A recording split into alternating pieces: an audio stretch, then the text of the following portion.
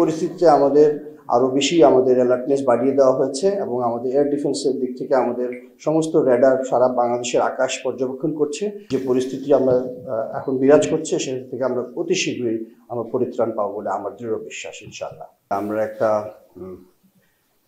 অরাজক পরিস্থিতি থেকে আমরা অনেকটা নিয়ন্ত্রণে চলে এসেছি এবং এই জন্য আমি বিশেষভাবে ধন্যবাদ জানাচ্ছি আমাদের মাননীয় প্রধানমন্ত্রীকে, যার সময় উপযোগী এবং তড়িৎ সিদ্ধান্ত এবং দিক নির্দেশনা আমাদেরকে সাহায্য করেছে এই পরিস্থিতি দ্রুততম সময়ের মধ্যে মোকাবেলা করার জন্য।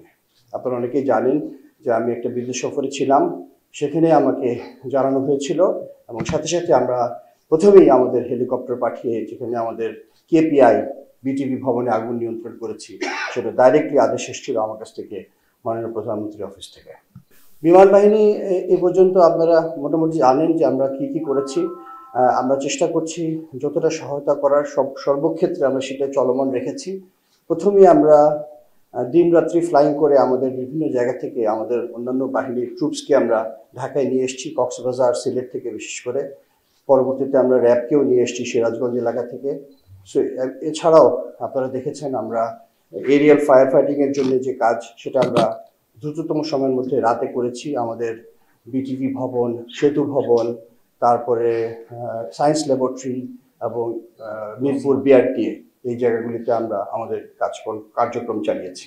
নগদের কাছে সব গ্রাহকই প্রিয়, তাই তো সারা দেশে ক্যাশ আউট চার্জ সবচেয়ে কম। বর্তমানে আমরা যে কাজটা করছি সেটা হচ্ছে আমাদের সার্ভিলেন্স আমরা করে যাচ্ছি, হেলিকপ্টার এবং আমাদের ইউএভি আছে। আমাদের ইউএভি বর্তমানে আমরা চিটাগং এলাকাতে তৎপরতা চালাচ্ছি। চিটাগং বলতে আমি বাংলাদেশের দক্ষিণ পূর্বাঞ্চল বলছি। সেখানে আমাদের অত্যন্ত জরুরি স্থাপনা আছে, নৌবন্দর, বিমানবন্দর এবং এছাড়াও আমাদের তেল শোধনাগার এবং অন্যান্য শহরের অনেক গুরুত্বপূর্ণ স্থাপনা আছে। এছাড়াও পার্বত্য অঞ্চল এবং কক্সবাজার পর্যন্ত আমাদের মোটামুটি নজরদারি আছে। যে কোনো ধরনের গোয়েন্দা ইনফরমেশন যদি আমরা পাই, আমরা দ্রুততম সময় সেখানকার রিয়েল টাইম পিকচার, যেটা আপনারা দেখতে পাচ্ছেন এই মুহূর্তে এই পাশে, এটা লাইভ টেলিকাস্ট হচ্ছে আমাদের চট্টগ্রামের ইউএভি থেকে। একটা কথা আমরা সবসময় বলি এবং যেটা আমাদের মূল দায়িত্ব, বাংলার আকাশ রাখিব মুক্ত। আমাদের এয়ার ডিফেন্স ক্যাপাবিলিটিকে আমরা কখনোই লেস ইম্পর্টেন্স দিতে পারি না এবং এই পরিস্থিতিতে আমাদের আরও বেশি আমাদের অ্যালার্টনেস বাড়িয়ে দেওয়া হয়েছে এবং আমাদের এয়ার ডিফেন্সের দিক থেকে আমাদের সমস্ত রেডার সারা বাংলাদেশের আকাশ পর্যবেক্ষণ করছে এবং আমাদের এয়ার ডিফেন্স এয়ারক্রাফট যেগুলি আছে সেগুলিও আমরা হাইয়েস্ট লেভেল অফ অ্যালার্টনেসে নিয়ে গেছি। বর্তমানে আমরা যে কোনো সময় ইনেট টু সিভিল পাওয়ার, সেটা আমাদের সেনাবাহিনী, নৌবাহিনী বা অন্যান্য বাহিনী বা বেসামরিক অসামরিক সংস্থা যাদেরই প্রয়োজন হবে, সেই জন্য আমরা সদা প্রস্তুত আছি।